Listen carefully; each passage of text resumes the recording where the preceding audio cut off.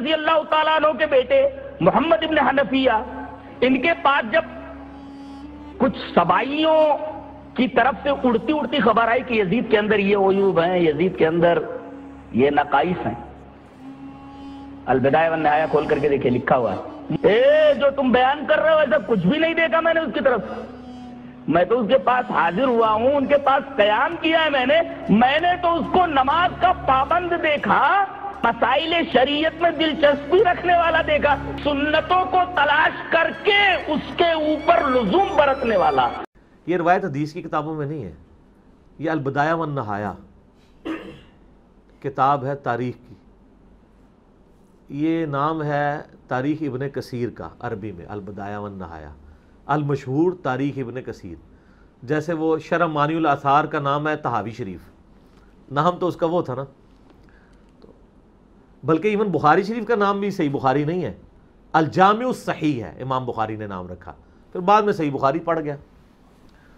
تو یہ تاریخ ابن کثیر میں ایک روایت ہے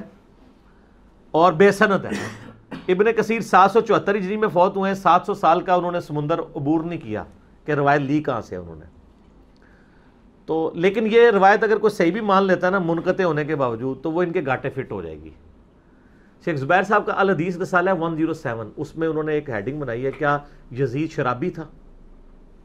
تو انہوں نے ثابت کیا کہ بھئی یزید کو شرابی کہنے والی حدیث جو ہے نا، یہ جو روایت ہے وہ کمزور ہے، اور وہ روایت یہی والی ہے، لیکن ناسبی آدھی روایت پیش کرتے ہیں، اس کے آگے تو اور کچھ بھی لکھا ہوا ہے، وہ یہ ہے کہ عبداللہ ابن مطیع صحابی ہیں، جید اصحاب میں سے ہیں، نبی الاسلام نے ان کو اپنے مبارک ہاتھوں سے گھٹی دی ہوئی ہے، جونیئر صحابہ میں سے۔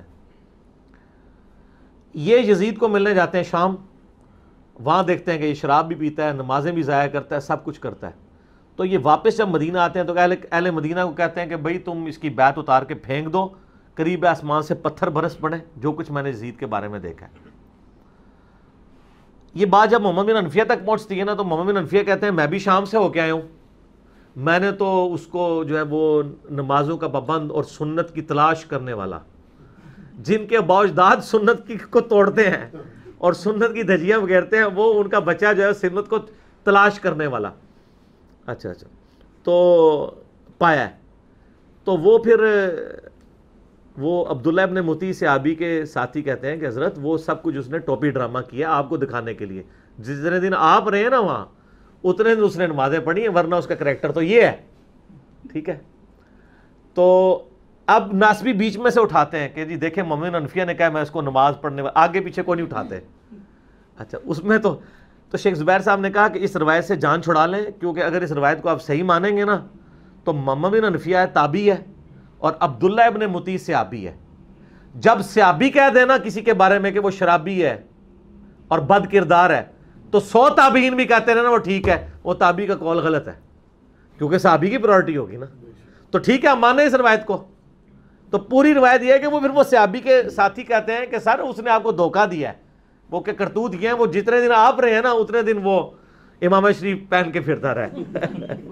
ورنہ تو لنگے سے نہیں پھرتا تھا۔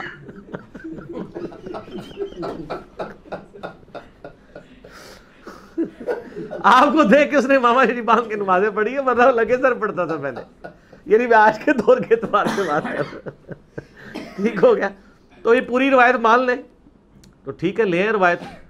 جو چیز بھی کریں گے آدھی بیان کریں گے، تو اس کے بعد یہ کہیں گے نہیں وہ ٹھیک ہے، شیخ زبیر صاحب کے موقف ٹھیک ہے کہ روایتی مردود ہے، ٹھیک ہو گیا۔ آندہ محمد بن حنفیہ نہ لے تو تھوڑی چمڑی لے جانی ہے، آپ نے کہنا کہ جناب پگڑی پا کے نماز پڑھیا کرو، پڑھیا کرو۔